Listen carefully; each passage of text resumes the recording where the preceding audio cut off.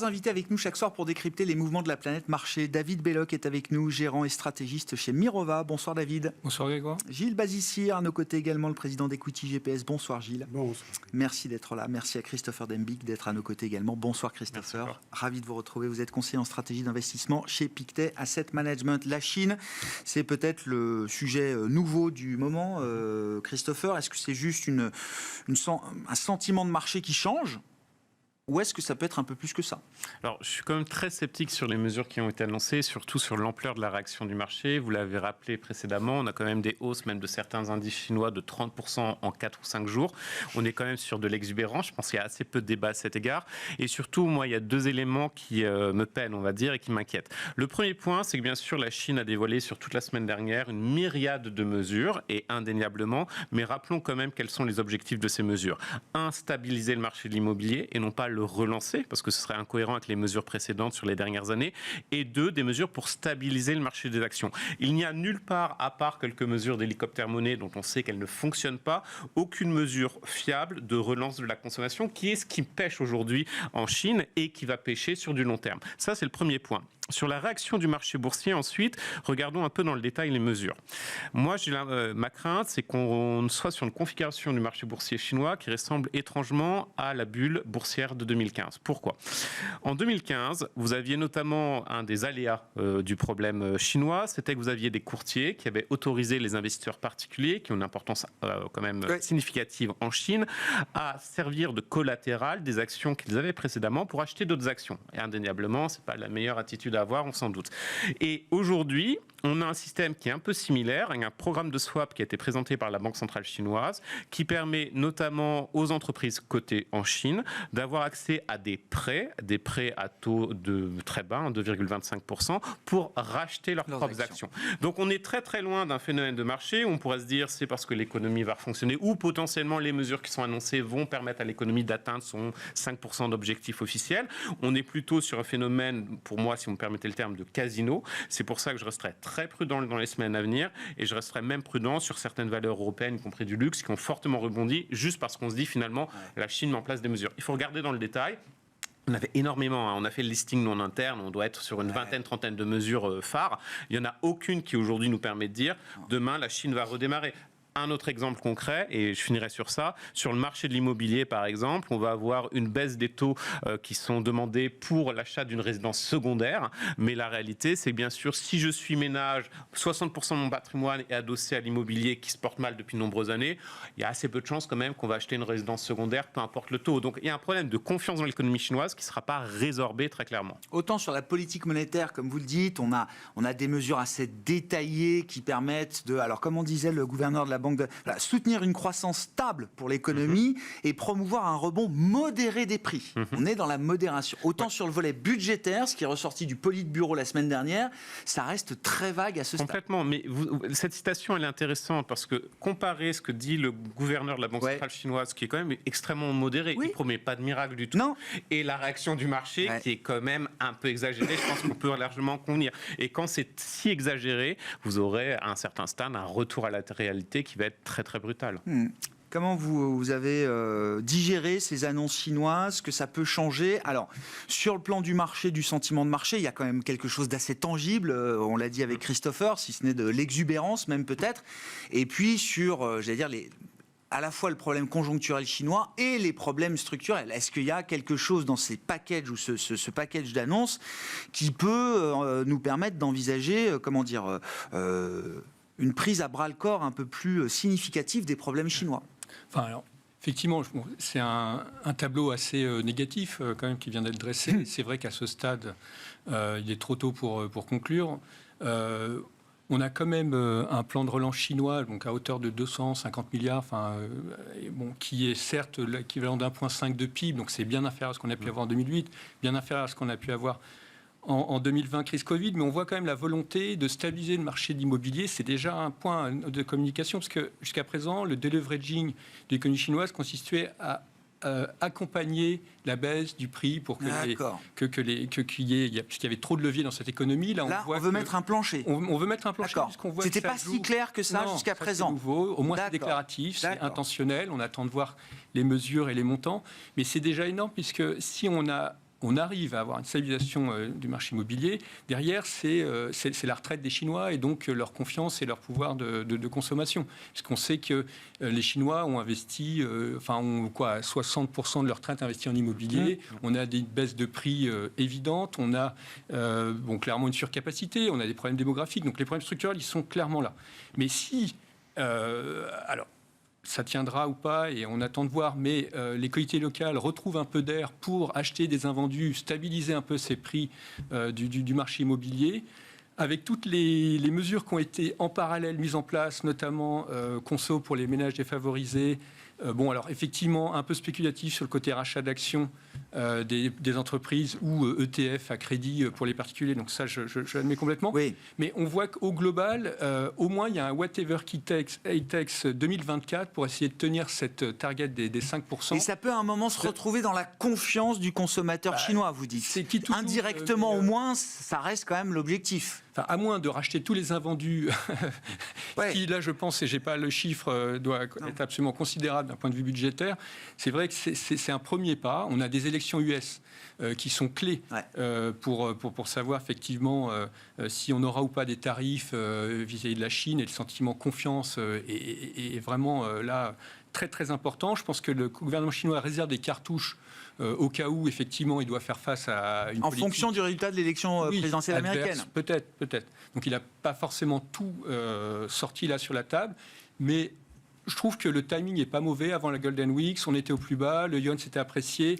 La Fed et Dovich, il y avait une fenêtre de tir, ils l'ont saisi. À ce stade, les 30% sont peut-être du marché local, peut-être un peu exagérés, mais j'attends de voir avant de dire que... Mais le timing a fait mouche, quoi. Oui. Je rajouterais juste un point sur le timing. Effectivement, je suis complètement d'accord. Juste sur les collectivités locales. Alors effectivement, on permet aux collectivités de racheter dans l'immobilier ce qui a été invendu. Le problème, c'est que vous ne faites pas l'ensemble de la chaîne, à savoir qu'aujourd'hui, les collectivités locales sont lourdement endettées. Elles ont deux objectifs qui sont mis en avant. C'est vous devez soutenir massivement vos entreprises exportatrices. Et maintenant, on leur dit aussi qu'il faut soutenir le marché immobilier. Le problème que vous avez derrière cela, c'est que les taux en termes de limite sur l'endettement des collectivités locales n'est pas levé. Par le passé, notamment à partir de 2010, les collectivités locales pouvaient s'endetter via des objets hors bilan. Donc effectivement, bien évidemment, on a eu un endettement dans le shadow banking extrêmement important des collectivités, mais ça, c'est complètement arrêté. Et la Chine, je pense à juste titre, ne revient pas en arrière sur ça. Donc finalement, il y a deux objectifs qui sont essentiels. Très clairement, je ne pense pas que les collectivités, vu leur endettement, sont en mesure de respecter ces deux objectifs. Et surtout, rappelons-nous, en février dernier, vous aviez le gouvernement chinois qui avait demandé aux provinces de soutenir le secteur des exportations. Ils ont réussi à le faire temporairement pendant quelques mois, mais très très rapidement, les contraintes budgétaires se sont imposées. Donc tant que vous n'enlevez pas ces contraintes budgétaires, je reste assez sceptique. Ouais. Bon, Gilles, comment est-ce que vous avez reçu notamment ces réactions de marché, cette réaction du marché chinois? Qu'est-ce que ça nous dit? Christopher le disait, on est sur des séances de surachat historiques pour les actions chinoises. On a vu des flux revenir assez fortement à travers des ETF, y compris venant d'investisseurs occidentaux. On a même vu des problèmes de trading parce que visiblement le système chinois n'était pas capable de pouvoir traiter cet afflux d'ordre qu'on a vu sur quelques séances. Et est-ce que tout ça fait bouger les ratings d'equity GPS vis-à-vis de la Chine ou pas? Oui, alors ça les fait baisser. La hausse du marché chinois. La hausse du prix, oui, bien sûr. Les ratings equity GPS. C'est-à-dire que les perspectives n'ont pas changé, mais les prix ont tellement monté que le rating baisse. Mais il est passé de 9,5 à 8,5. D'accord, oui. Sur 10. Oui. Et on a toujours une espérance de gain à 3 mois annualisée de l'ordre de 20%, donc c'est-à-dire un niveau très élevé.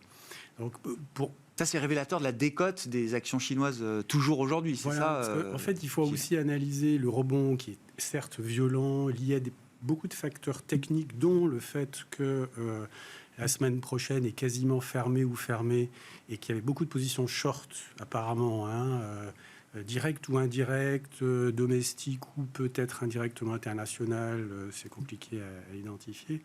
Et donc le rebond a été violent, mais la baisse a été longue. Les flux ont eu le temps de sortir, les flux occidentaux du marché chinois, des investisseurs institutionnels, et un narratif s'est imposé très négatif et très antagoniste entre l'Occident d'une part et la Chine d'autre part. Donc, en allocation d'actifs stratégiques, il y a beaucoup d'investisseurs qui ont fait une croix sur la Chine. Et en matière stratégique. Donc, oui, bien sûr. Plus. Oui. Voilà. Maintenant, pour ceux qui ont la Chine dans leur univers, la latitude tactique, effectivement. C'est pas à moi en particulier de l'estimer et de l'apprécier.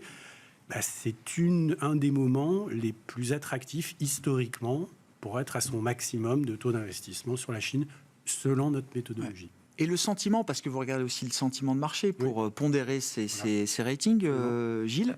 Enfin, pour les accompagner. Pour les accompagner. Deux choses. On regarde les ratings qu'on calcule valeur par valeur, et tous les jours, et le sentiment de marché qui, lui, est orthogonal, qui n'a aucun lien avec les fondamentaux des entreprises. C'est la perception. Mais là, il était passé positif. Notre sentiment de marché, avec notre méthodologie et notre mode de calcul, ça fait 2 mois et demi qu'il est sur positif. Oui, sur la Chine. D'accord. Donc on avait le meilleur des mondes pour ceux qui ont la Chine dans l'univers d'investissement, bien évidemment. Et ça, encore une fois, c'est pas à moi de l'apprécier, c'est à l'investisseur de faire ses décisions. Qu'est-ce que ça peut changer pour le reste du monde, pour les marchés occidentaux et pour l'économie mondiale, David ?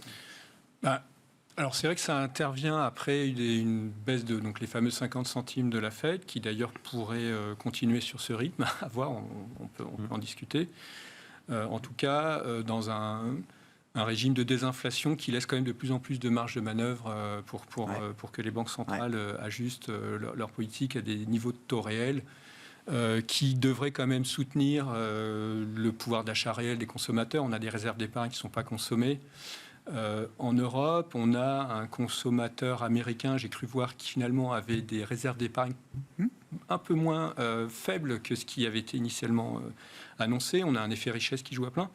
Bon, donc on a du côté US, marginalement, on le voit avec l'indice des surprises économiques qui est repassé neutre alors qu'il était fortement négatif. Donc on a quand même quelque chose de marginalement positif. Là, ça nous vient de Chine. Bon, c'est toujours compliqué en Europe, mais je pense que ça participe au sentiment que la classe d'actifs actions, au moins jusqu'à l'élection américaine, présente un intérêt dans le contexte actuel. On a une consommation qui tient à peu près, un marché du travail continue à créer de l'emploi, mais même ça décélère, une croissance à son potentiel, plus de 3%, des PMI à 52-53%.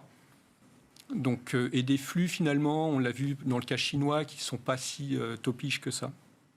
Donc, c'est plutôt constructif vis-à-vis des actifs. Ouais, je comprends. Mais ça veut dire que l'histoire chinoise, on verra jusqu'où ce plan de relance peut porter ses fruits, mais on n'est pas du tout dans l'idée, parce que c'est à chaque plan de relance chinois, on s'est posé la question de savoir si on n'allait pas avoir un nouveau tour d'inflation à travers les matières premières, notamment, etc. Et est-ce que la Chine pouvait à un moment raviver la crainte inflationniste ? Là, effectivement, on est sur quelque chose de très désinflationniste, on l'a vu encore avec l'inflation en Europe aujourd'hui, mais est-ce qu'à un moment, la Chine peut redevenir une source de risque inflationniste pour le reste du monde, ou est-ce qu'on n'est pas du tout dans cette histoire-là aujourd'hui ? C'est ce qu'on disait, c'est que le plan n'est pas assez massif pour... Donc cette crainte-là, elle n'a pas de légitimité à revenir, c'est ça, pas d'actualité aujourd'hui. D'accord avec ça, complètement. On a eu une surréaction, non seulement des actions, mais bien sûr des matières premières, et notamment des métaux industriels. On l'a vu par exemple sur le minerai de fer de manière extrêmement limpide, le cuivre aussi. Donc tout ce qui est assez réceptif, bien sûr, à la Chine. Mais c'est plus une réaction qui est un peu épidermique. La réalité, c'est que sur le marché des matières premières, qui peut être effectivement un canal de transmission d'un éventuel retour de l'inflation de la Chine, mais bon, on part déjà de très bas, on est en déflation, donc il faudrait déjà inverser cela.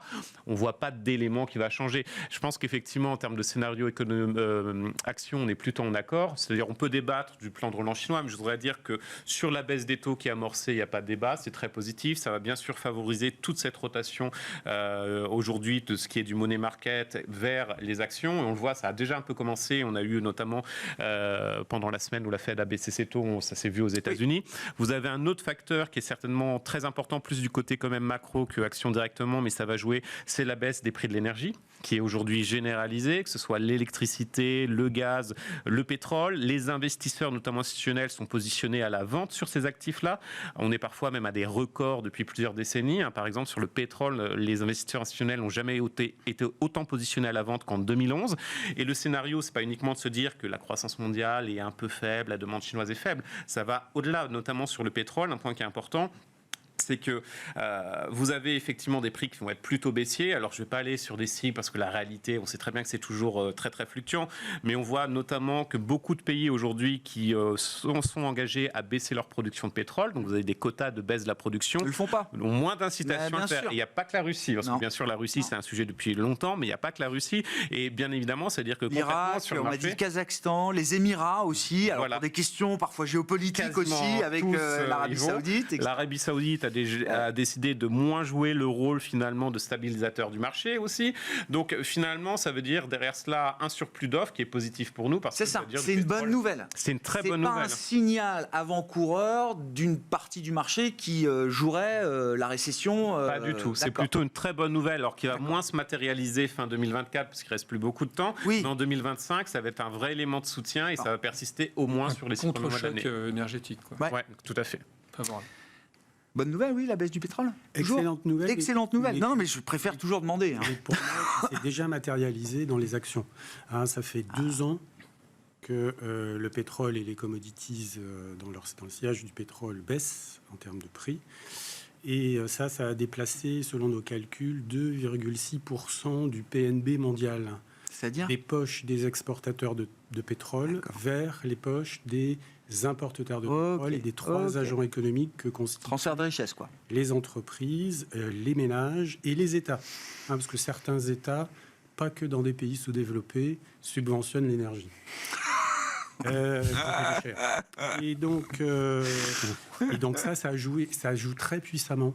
Hein, et pour moi, le risque, c'est que ça se retourne plus que ça ne perdure. Mais le vent de dos est là, mais il me paraît plus en voie de ralentissement qu'en voie d'accélération. Ouais, je comprends. La baisse du pétrole, de l'énergie notamment. Il faut le voir sur les marges des entreprises. Ouais. Hein, et notamment, dans le monde entier, les marges des entreprises sont très, très, très élevées, en particulier liées à ce phénomène. Ouais. Bien sûr. Et l'inflation baisse fortement, en particulier liée à ce phénomène, ce qui est un répit absolument extraordinaire après nos 18% d'inflation en PCI depuis 4 ans, qui est porteur de gros problèmes politiques dans tous les pays développés.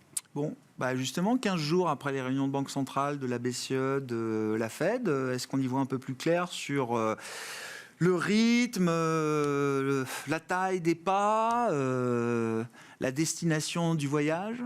David? Alors, on a donc une prochaine réunion BCE. Donc, est-ce que alors le pricing de marché, j'ai cru voir, était proche de 100%, 80%. C'est vrai que tout... Partant de la dernière réunion, l'idée, c'était que le meeting d'octobre n'avait pas besoin de voir une baisse de taux successive.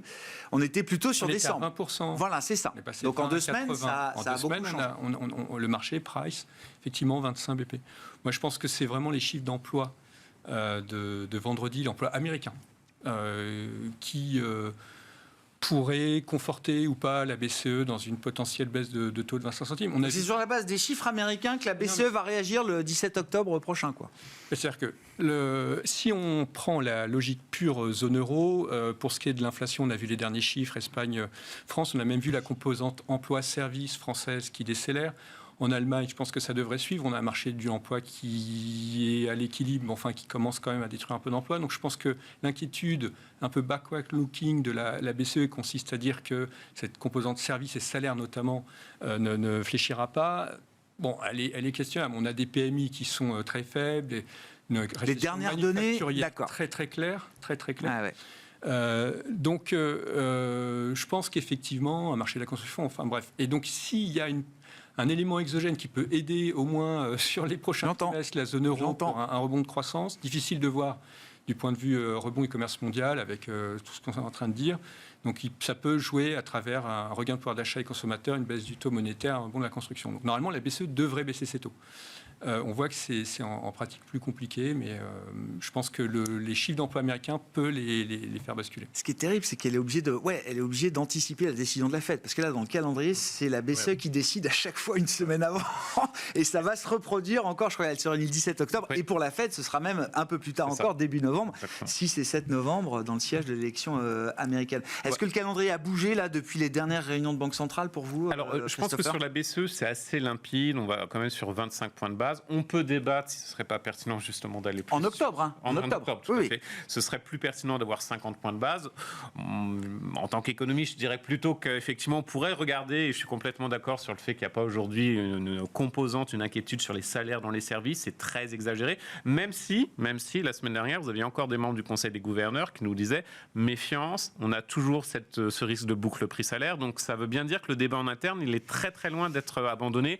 C'est pour ça déjà que le marché ne considère pas du tout qu'il y ait une possibilité crédible qu'on ait 50 points de base. Ouais. Le sujet Fed est plus compliqué. Moi, je vous avoue, il faut reconnaître quand on se trompe. Je pensais qu'on aurait 25 points de base lors de la réunion de septembre, parce que je me disais qu'effectivement, du point de vue de la rationalité économique, il n'y avait pas de nécessité d'aller au-delà. Vous n'êtes pas le seul économiste à avoir été déçu de ce point de vue-là. Je pense que les économistes se sont trompés, les analystes ont eu raison. On ne regardait pas les mêmes indicateurs. Mais en revanche, effectivement, sur les attentes du marché, étaient plutôt sur 50 points de base, et je pense que une semaine avant, ça a tourné. C'est ça. Et la Fed voulait pas non seulement décevoir les attentes du marché. Ils partent aussi de très haut, donc il y a la nécessité de baisser et il y a le calendrier électoral qui a pu jouer un peu plus, probablement. Maintenant, à savoir si ce sera 25-50 points de base, je pense qu'il faut attendre d'autres indicateurs, y compris l'emploi, qui vont nous donner une bonne direction. Potentiellement aussi la présidentielle, c'est-à-dire qu'aujourd'hui, on a une incapacité à savoir ce qui va se passer. Si l'élection est contestée, on rentre dans un nouveau monde. Et là, indéniablement, je pense que tout est possible. Est-ce qu'on aura des résultats le 6 et 7 novembre qui permettront effectivement le processus de collecte est long. Si on part sur du comptage. Ah non, mais bien sûr. De 2000. Ah bah non, mais donc ça peut être très très long. On a jusqu'à fin janvier, hein, donc ça peut être extrêmement long à ce niveau. Donc on va être très très prudent. Il faudra aller dans le détail. Mais en tout cas, là où on a une visibilité, c'est que sur le mois de septembre, on a eu quand même énormément de baisses de taux au niveau mondial. On renoue avec des baisses de taux qu'on avait connues pendant la période Covid lorsque ça avait été amorcé. Donc c'est plutôt positif. Et derrière cela, ça se matérialise parce qu'on voit que la liquidité au niveau mondial, avant la Chine, et bien sûr ça va s'accentuer, ne cesse d'augmenter. Et ça, c'est un scénario quand même aussi idéal pour les actions. Bonne nouvelle, ce cycle de baisse de taux, Gilles, a commencé par l'entrée en jeu de la Fed, effectivement, qui a pu surprendre des économistes, le marché demandait 50, etc. Mais le 25 me paraissait peu probable, hein, parce que il suffit de regarder le différentiel entre le taux à 2 ans, qui est un taux de marché, qui n'est pas un taux administré, qui est le reflet des taux courts à horizon de quelques trimestres, et le taux des Fed Funds. Oui. Là, on avait un écart qui était historiquement très élevé. Et donc, il paraissait assez clair qu'il fallait s'engager, qu'on s'engageait sur une baisse de taux importante. Alors après, ponctuellement, et le rythme, etc., voilà, moi je pense que 75 aurait pu tout à fait se justifier. Aurait pu tout à fait se justifier. Ne serait-ce que par symétrie ça. Avec la hausse des taux de 75 bips, je vous rappelle. Alors, c'était leur troisième hausse dans la séquence. Hein. Voilà. Ils ont commencé 25, 50 et 75 à la troisième. Mais oui, comme le pas de du premier mouvement, il est quand même aussi important. Quoi. Mais il y a des arguments pour dire, notamment l'élément que je viens de citer, mais beaucoup d'autres, pour penser qu'il y a une probabilité non nulle que la Fed soit behind the curve. Voilà. Ouais. Maintenant, le marché a été rassuré par 50 bips parce qu'il était barycentré un peu en dessous, hein, entre 25 et 50. Et le discours aussi fait beaucoup par définition. Et dans le discours, on voit bien que, en tout cas Powell et dovish, et a une volonté de conduire son board, qui est forcément, comme tout board, lourd à bouger, vers une baisse des taux très rapide. très rapide. Il veut aller très vite, auto-neutre. C'est Ça- ce que vous comprenez? Ça paraît Ouais. assez clair. Donc 50 Et- peut être un pas et- naturel demain pour la Fed à nouveau. On ne comprendrait pas pourquoi ils ne veulent pas le faire avec un taux d'inflation faciale qui descend. Et la barre, largement élevé. et la barre est pas très élevée pour poursuivre à ce rythme de 50. Enfin, je veux dire, il n'y a pas besoin d'avoir 200 000 destructions d'emplois le mois prochain. Sur les chiffres d'emploi, on a des grèves. Alors, on ne les verra pas au titre Ouais. du mois de septembre, on les verra au titre du mois d'octobre. C'est vrai qu'on a des grèves chez Boeing, on a des grèves dans des ports, la côte ouest, la côte est. Ouais. Donc, facialement, ça peut nous créer une limite de D'accord. destruction d'emplois, mais qu'il faudra réinterpréter. Après, moi, complètement d'accord par rapport au fait que, je crois que sur le corps PCE, en rythme annualisé, sur les 3 derniers mois, on est à 1,7. Toutes les composantes baissent, y compris la composante salariale, retraitée. Alors 2,1 je crois depuis le dernier corps PCE, mais on était à 1,7 sur la Sur marque les 3 d'avant. derniers mois. Ouais, 3 mois annualisés. Mais le 6 mois annualisé est passé de 2,6 à 2,4. Voilà, sur le PCE, sur la marque du mois d'août. Corps PCE août. Corps PCE août. Ouais. Mais c'est vrai qu'on a des retraités des gains de productivité, on est déjà dans Bien le sûr, coup. bien sûr. Et ils sont assez impressionnants. Donc, je pense que l'idée, c'est de consolider ce soft landing, là, qui est clairement réussi. C'est pas le dernier chiffre d'emploi, je pense qu'il peut remettre ça en question. Sans créer, a priori, enfin en tout cas à court terme, d'inflation, puisqu'on voit que tous les voyants sont ouverts pour une poursuite de la désinflation. Donc pourquoi finalement, donc, le mouvement de la courbe de taux qui se quantifie très fort, et le taux 2 ans notamment qui baisse, je pense, anticipe cette rapidité de cut, quelque part. Et c'est bon pour les actifs risqués à ce stade. C'est pas Clairement, enfin, une oui, pontification sur fond de soft landing avec consommateurs résilients, c'est bon pour les D'accord avec ça, Gilles. C'est au moins bon pour... Est-ce qu'il y a un risque devant nous que la Fed est trop en retard, ou alors la Fed en fait trop? Parce que peut-être que structurellement, c'est le risque de la Fed... C'est là où tout ça, c'est largement de la psychologie. D'accord, on peut craindre une chose, son contraire, etc., au gré du news flow et des événements et du contexte. Mais la tendance, elle est à la baisse forte. C'est une nécessité. Et il y a certaines voix aux États-Unis influentes qui craignent un ralentissement plus important que ce qu'on pourrait souhaiter. Donc la Fed a donné des gages avec Powell, qui clairement, qui a ponctuellement abandonné le dual mandate pour se focaliser sur l'emploi. Parce que l'inflation, c'est plus un problème. Oui. Donc on se focalise sur l'emploi. C'est pragmatique, c'est américain, c'est normal, c'est bien. Oui. Voilà. Après, il y a un autre élément qui est très regardé par la Fed. C'est un indicateur qui a été fabriqué par la Fed, qui est la SAM Rule, l'indicateur de Claudia Sam. Et comme la courbe des taux, les D210, elle pointe sur une probabilité ou une possibilité ou une éventualité, un risque supérieur à 50% si on regarde l'historique de récession à venir. Elle dit elle-même que c'est une règle empirique. Elle le rappelle elle-même. Heureux. Oui, non, mais ce que je veux dire, c'est qu'elle dit elle-même... D'ailleurs, c'est un indicateur. Elle n'est même pas, elle, persuadée que le déclenchement de sa règle, comme on l'a vu cet été, soit forcément... Elle a raison, c'est pas... voilà. Et c'est comme au casino, c'est pas parce que vous avez 6 fois noir, 6 fois rouge, que la 7e sera noire ou rouge. Reste que... c'est pas un truc qui est tiré au hasard. Non. Ça a du sens. Et au même titre que la courbe des taux est redevenue, pentue aux États-Unis, mais on a été inversé pendant 24 mois. Et quand on regarde l'histoire, et c'est bien de regarder l'histoire, on n'est pas obligé d'avoir des cheveux gris pour la regarder, il y a des statistiques, tout ça, et ça a été assez intéressant. Eh bien, à chaque fois qu'on a eu une courbe des taux très inversée pendant longtemps, il y a une récession après, et pas immédiatement après. Et souvent, la récession intervient au moment où la pente, où la courbe se repentifie violemment. Premièrement, et puis deuxièmement, on pourrait être en récession en septembre, et on ne le saura que dans quelques mois. Oui. D'accord. Oui, donc, le sujet, c'est décalage temporel. Il faut faire très attention. En tout état de cause, on a freiné l'économie américaine de façon très importante pendant 24 mois. Alors, il y a d'autres facteurs qui sont très inflationnistes et expansionnistes aux États-Unis. Mais on a vraiment... on a des potentiels déséquilibres très importants aux États-Unis, entre d'une part, pour simplifier, un déficit budgétaire qui est à 6 ou 7%, alors qu'il ne devrait pas l'être, alors qu'on est au plein emploi. Ça rappelle une situation pas très loin de chez nous. Et d'autre part, et il y en a beaucoup d'autres éléments très expansifs. Et d'un autre côté, des taux d'intérêt réels qui sont très récessionnistes. Et donc là, restrictif, le soft landing, on se dirige vers le soft landing. À mon sens, il n'est pas certain encore. Non, de toute façon, oui, les scénarios alternatifs continuent d'exister autour de ce chemin d'atterrissage. La Fed le sait. Oui, comme l'a dit Jérôme Powell le 18 septembre, c'est quand le marché du travail va encore bien qu'il faut le soutenir, justement, pour éviter que ça dérape et que ça n'aille trop loin. Parlons de la situation européenne à travers la vigilance des marchés obligataires, Christopher. Donc, alors, discours de politique générale demain, la séquence budgétaire, on doit remettre le budget fin du mois, 31 octobre.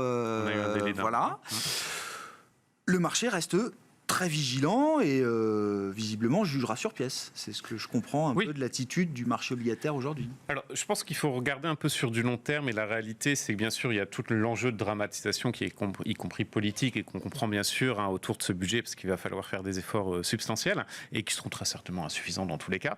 Mais il faut regarder un peu plus sur du long terme. La réalité, c'est que vous avez aujourd'hui une nouvelle hiérarchie qui se met en place au niveau des taux sur le marché obligataire et qui n'est pas uniquement un phénomène court terme. C'est sûr, si on regarde sur les derniers mois, on se dirait c'est uniquement les élections législatives anticipées.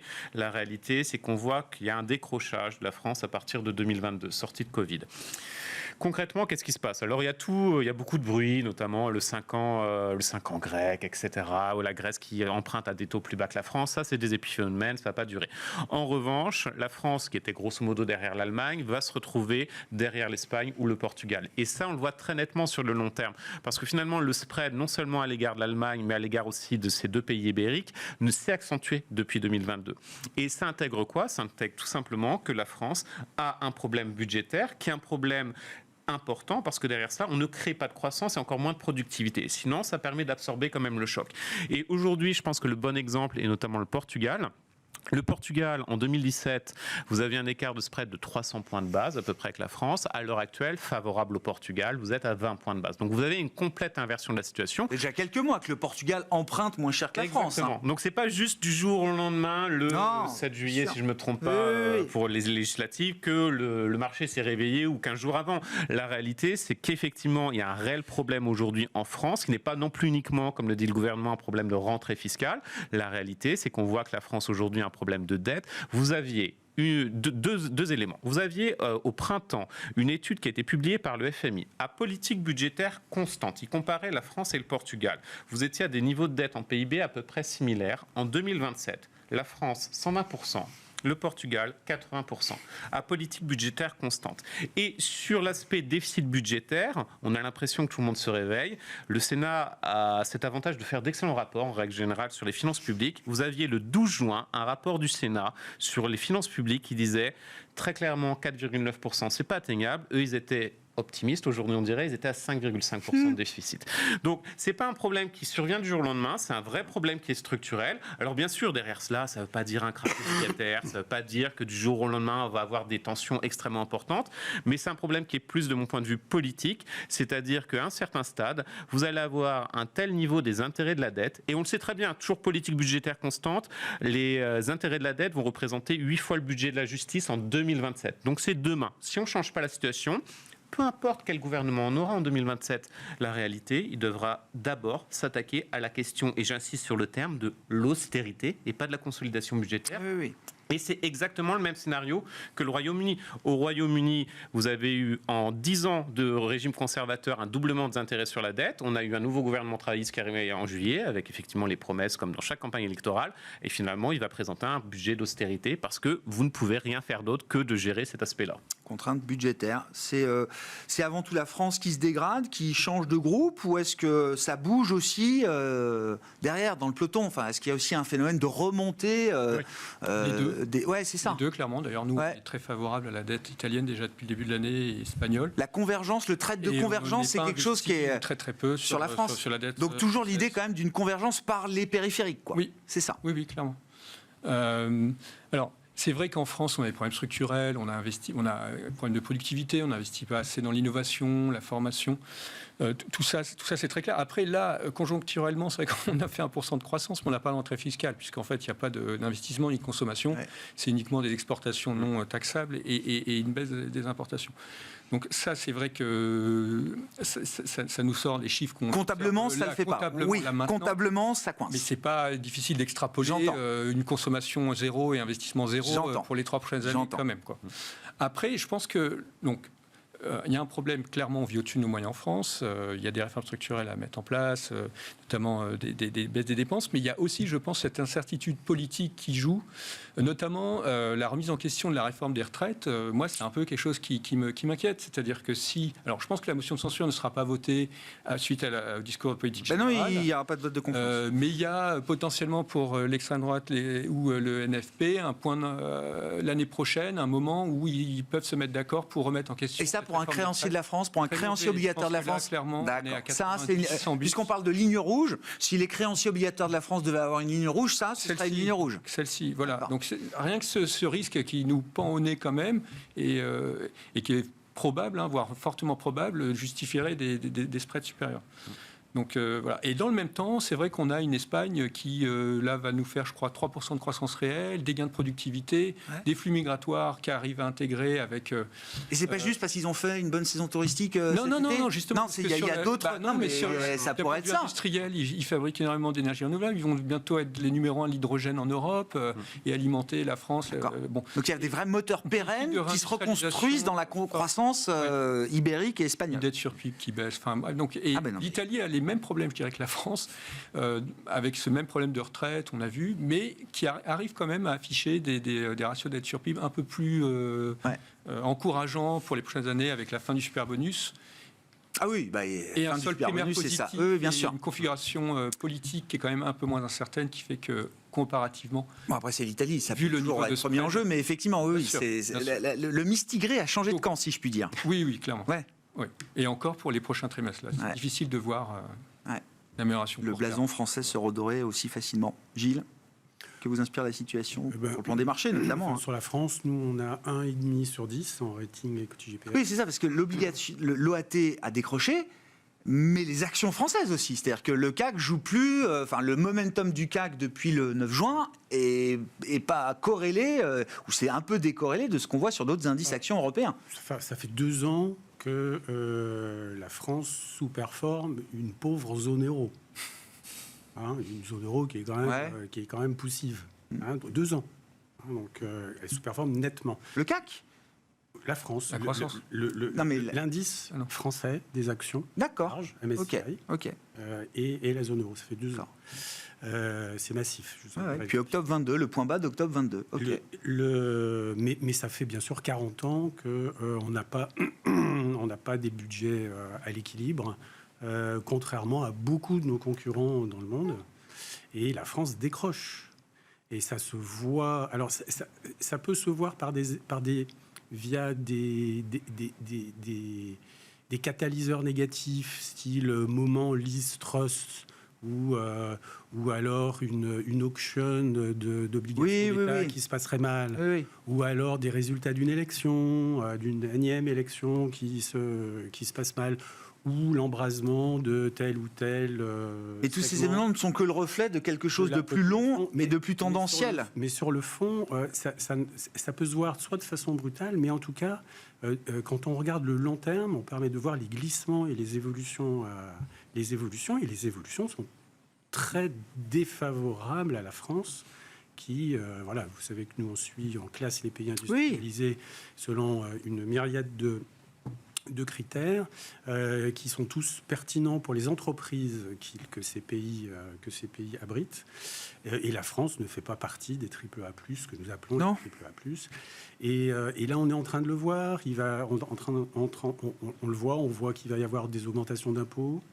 On voit qu'il va y avoir que là où un concurrent qui s'appelle la Suède a présenté son budget 2025 intégrant une baisse d'impôt de 0,5 points du PIB, nous, on a à trouver 6 points de PIB pour espérer un jour revenir à zéro, parce que le soi-disant 3%, c'est quand même pas c'est pas la ligne bleue des Vosges, ça reste un déficit. Hein, et une vraie politique keynésienne doit amener des pays, et la population et ses politiciens à faire en sorte que oui, on est en déficit de temps en temps, et de temps en temps, on est en excédent quand tout va bien. Oui. Voilà. C'est terrible parce que j'ai l'impression que c'est jamais au bon moment.